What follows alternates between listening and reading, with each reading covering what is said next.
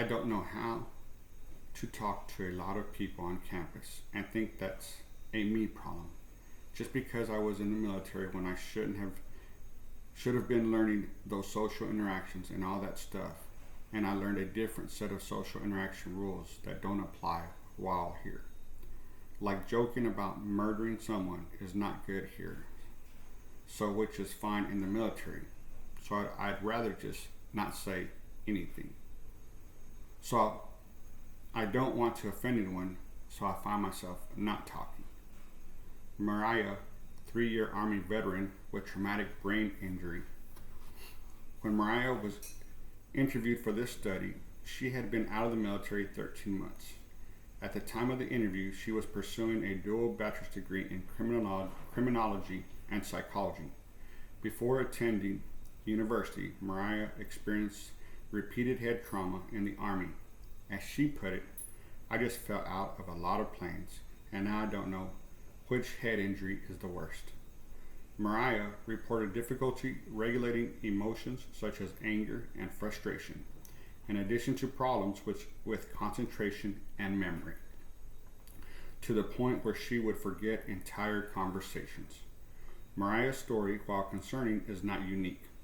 Like many disabled veterans, she continues to deal with the effects of a service-connected disability post-military separation.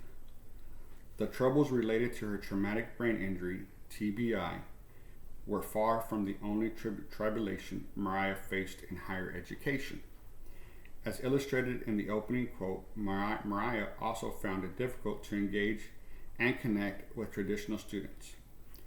When it came to discussing her experiences in the university classroom, Mariah was equally, if not more, concerned with difficulties related to social relations and traditional students, as she was the impact of her TBI. Stories such as those of Mariah and other veterans introduced in this study shed light on the struggles of disabled veterans in higher education. While a growing body of research seeks to understand the experience of veterans in higher education, little is known about the classroom as a specific site of experience in higher education for disabled veterans. Furthermore, many students that address veterans' difficulties in higher education acknowledge disability without bringing it to the forefront of the discussion. For a few examples, see Griffin and Gilbert 2015, Hammond 2016, and Jones 2017, resulting in a need for more research. Berry ETAL 2014 and Vaccaro 2015. Through the analysis of 24 in-depth, semi-structured interviews, this paper explores the role of disability in shaping the classroom experiences of veterans attending a 4-year university.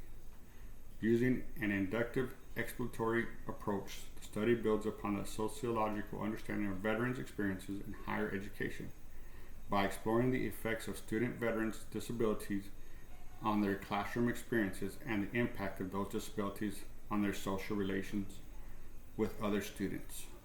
Our research describes potential internal and external barriers to disabled veterans' success in higher education and centers disability in the creation and maintenance of these barriers.